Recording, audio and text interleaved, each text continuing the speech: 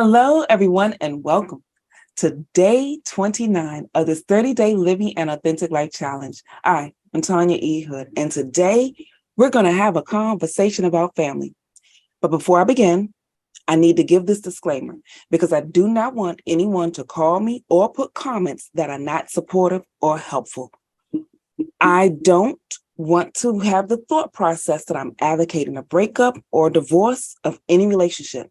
But what I do know to be true is that if your relationship is not built on the foundation that it's supposed to be built on, it will fall apart and breakdown will follow. So this challenge is a challenge that you can take as deep as you desire and apply as much of it as you want. It will help you be clear about your purpose, enhance your community, build and strengthen legacy, operate in excellence, and have the family dynamic that can stand the test of time. Those elements create a firm foundation for families to be built upon. But if you don't do them the way they're supposed to be done, then you will often find yourself in a position where you're not whole. See, I got married at 21. And when my first husband and I got together, it was shortly after my grandmother's death, and he brought me comfort. I was in a comfort zone for him as well. So our marriage did not have the deep roots that was really necessary for it to be sustained. And as a result, it fell apart.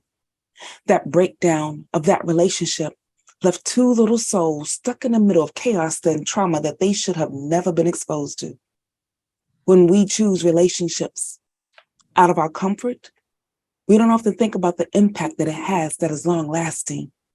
For some, the relationship started simply because they were cute.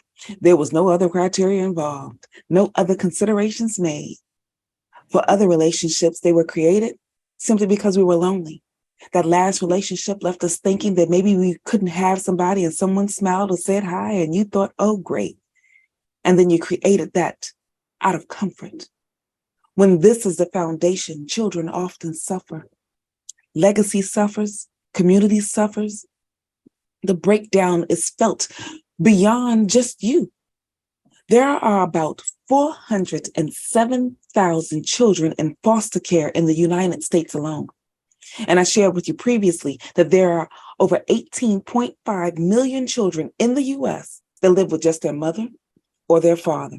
That's 1 in 4 children. Half the children born in the U.S. live in single-parent homes. And a lot of that came as a result of us deciding to build relationships out of comfort.